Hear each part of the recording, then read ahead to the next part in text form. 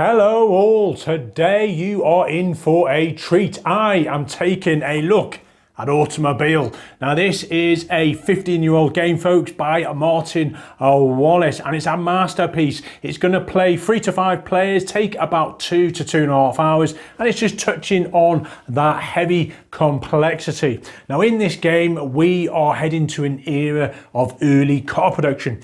We are engineers trying to produce cars, we're trying to sell cars. Now there's a lot going on in this game, but you can see the cars are going to start early on in this era here, and this is kind of like a timeline of cars that you are going to try and produce. You're going to be building these factories. You can be more efficient with parts factories. They give you reductions. You're going to be using salespeople to sell these. You've got these historical figures you're going to be utilizing to give you more powerful effects and extra actions. And eventually you are going to see who has the most money for the win. Now the turns, there's 4 turns, which are basically rounds, and in each round you've got 9 phases, and I will talk you through them. Now the cars you'll be selling, you've got mass market cars here, and the 2 prices represent full price and discounted. And you can see these are round the board here. You've got mid-range cars, again discounted and full price, and you can see the brown rectangles here. And finally, we've got the premium cars, and you can never discount these ones, and you can see they're located around. So what we're going to do then, you've randomly got first player here is blue, and you're all going to be taking in round 1 a token from the bag here, which is demand. So each of you takes a token. Let's say it's a 3-player game, and you are keeping these secret. Now every player looks at their token, and eventually you're going to reveal all these, and that is going to occur here when you sell the cars, that last chance saloon to sell. The accumulative figure for the demand is how many cars the market is demanding. And in this case, it's for the brown box here, which means the mid-range cars they're demanding. In this case, only 9 of them. But you don't quite know that. So you're going to have to, you know, a little bit of information, but you're going to have to maybe make all your decisions on that information, and maybe you're going to utilize other paths to selling those cars. So that's the demand phase then. The next is starting at blue. They're going to actually pick one of these characters. Now where you go will determine the actual turn order moving forward for the rest of this round. Most of them come with these R&D tokens, which are powerful in helping you build future models of cars, and they've all got various benefits which I will talk through near the end. So let's say they go for Ford. They take those and they keep them next to them. We're going for red, are going to go for these and get loads of R&D cubes, and we've got yellow who's like, right, I'm going for Howard. And that is that phase done. We now head into the next 3 phases. They're actual actions you can do. So starting with blue this time, they're going to pick 1 of 5 actions. What can you do? First thing, you could build a factory, which is where you are taking, let's go and get blue some factories. They're taking 2 of these from their supply, and you can build either 1 or 2. You could build 1 of them and a parts factory. Maybe you just want to build a parts factory, but it has to be built somewhere where you have a factory. So let's say we want to build here. Now this particular spot is behind the most advanced models of cars, so it's not going to cost us any R&D. So we could just pay $300 here to build 1 factory. 2 factories, again, it's going to cost us another 300, so that's 600.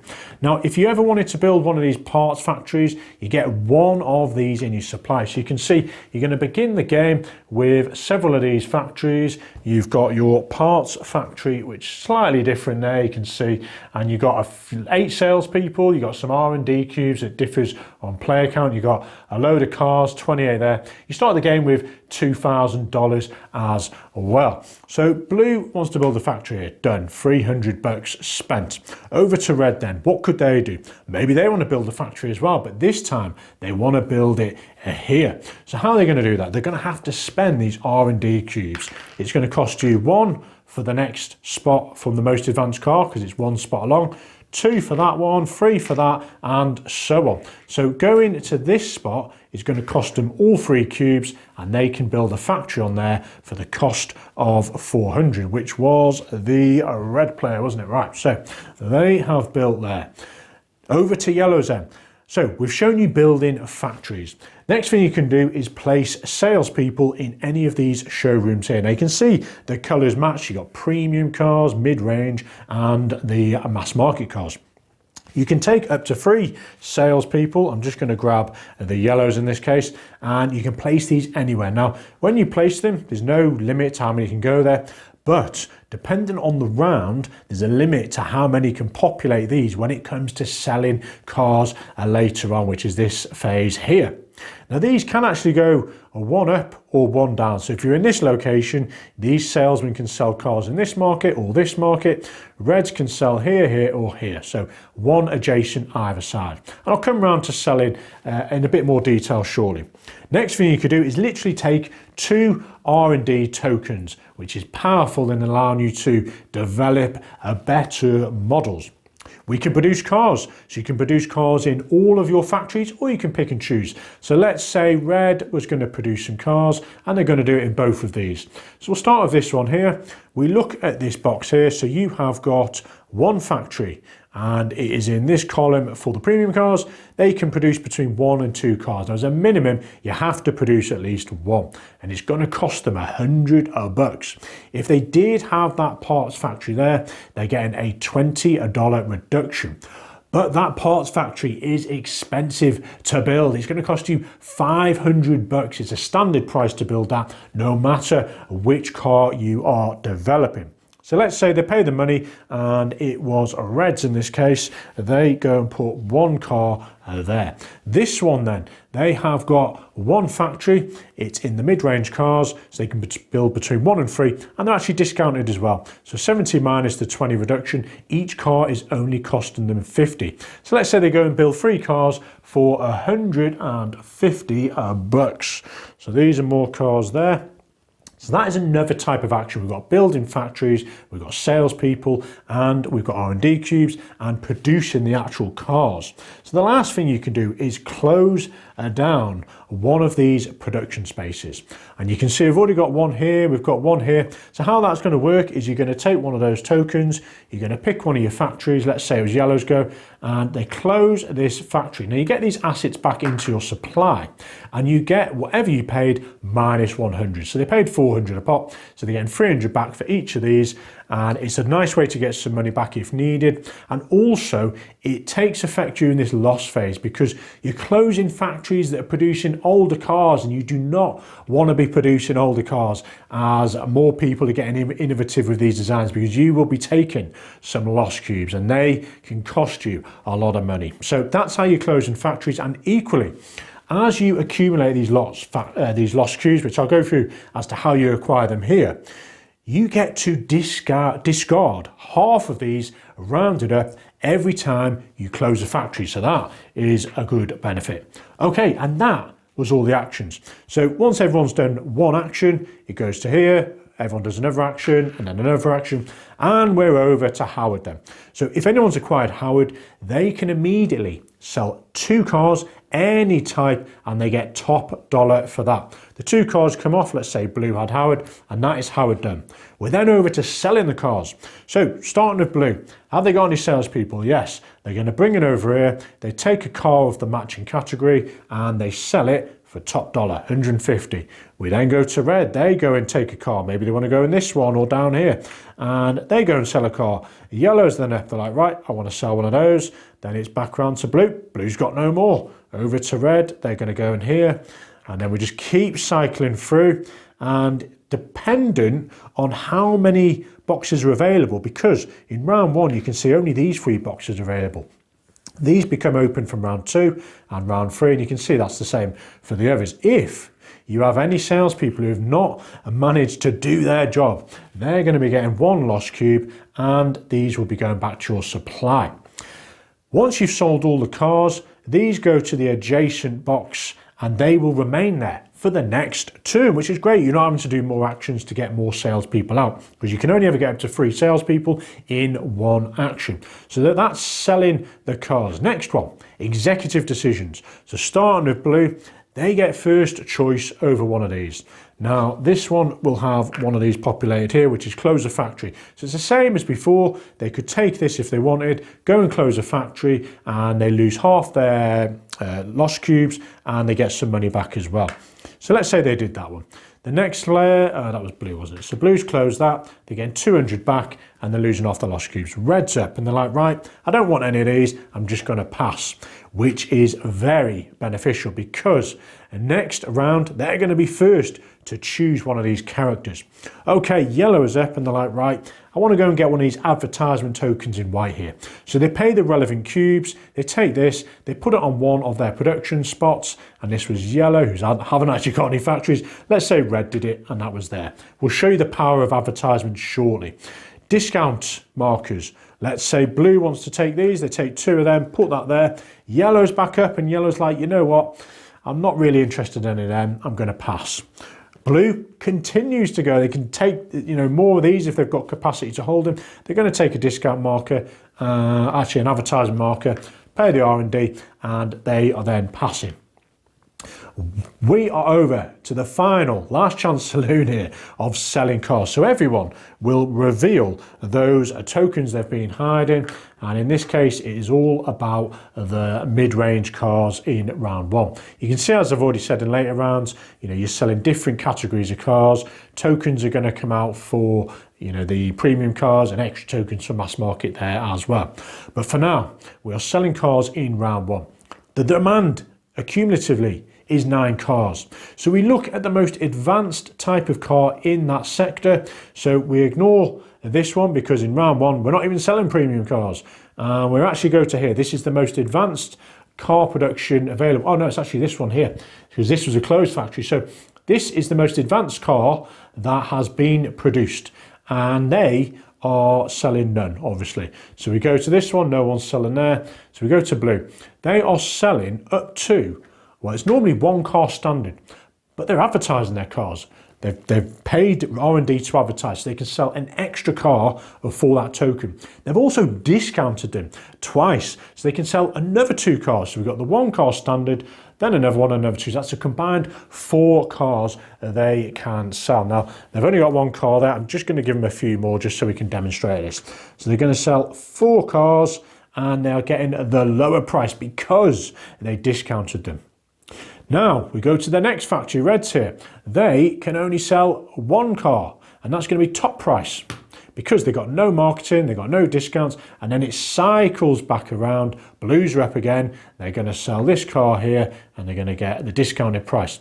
Now you can see you're going to be adding these cars up, and we've got 5 there, and another one there is 6. We can only sell 9. So these guys can only sell 3 more cars. So technically they'd sell another one, it'd come back round, it'd sell another one, and another one. We have hit the demand for that type of car.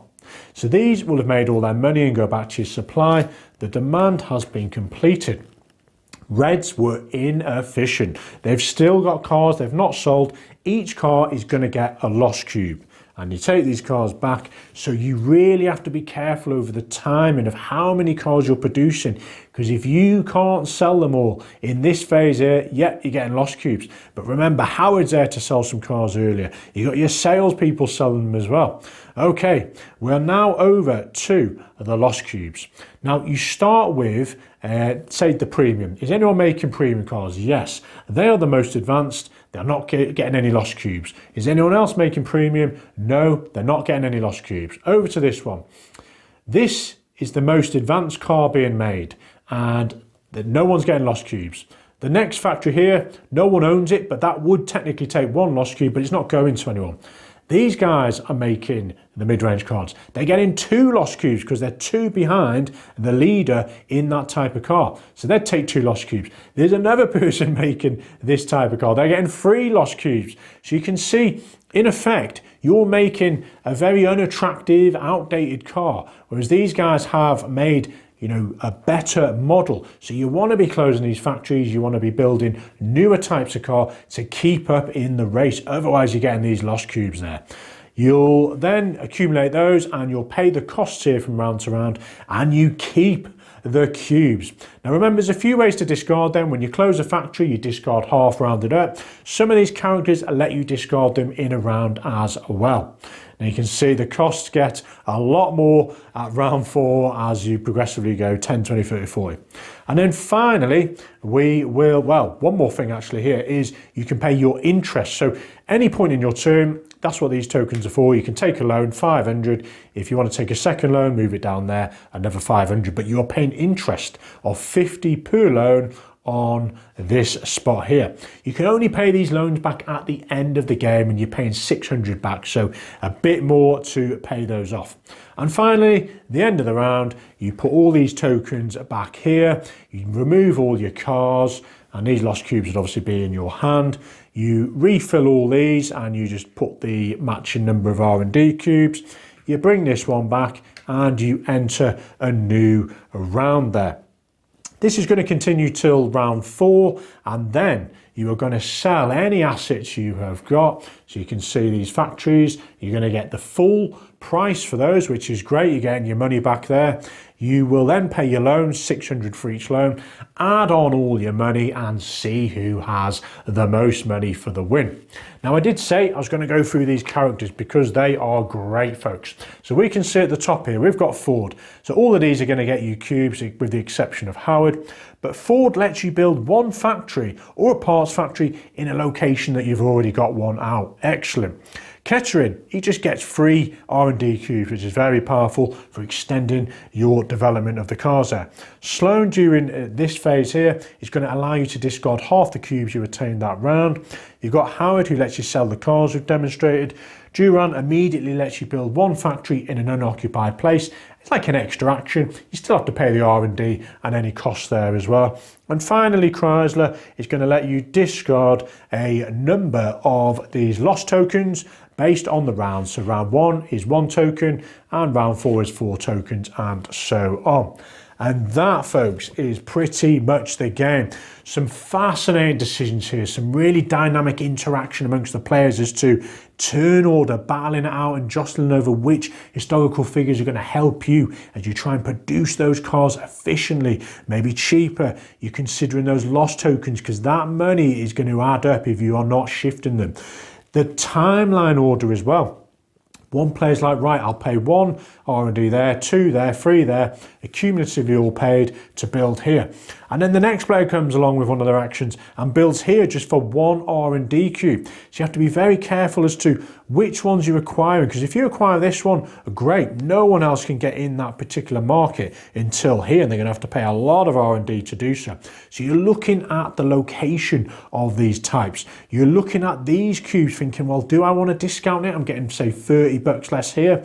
Do I want to get some of this advertisement, or do I just want to pass? So next round I can have first choice over one of those. What type of cars are you going to produce? Because you can see later on, the only demand for these is going to be 1 token out the bag randomly, and it varies from like a 3 to a 5. So you're not sure, or is it 2 to a 5? So you're not sure what the actual demand is going to be, which then means you're relying on Howard to sell those cars. You're relying on your salespeople. You've got this battle to get in there to make sure your salespeople are selling. Otherwise, they're going to be left unemployed and costing you lost tokens. I love how you have to produce a minimum of cars. More factories let you produce more. You got the parts factory giving you discounts. Just lots of crunchy decisions had here. Every little decision matters. And you've only got 3 actions here over 4, well, per round. So that's 12 actions for the whole game, which is why you want to get these extra actions here. You know, utilize this to make the most of your game here. Lots to like. If you can find a copy of this or you see it being played on the table, jump in for that spot. There we go. Enjoy.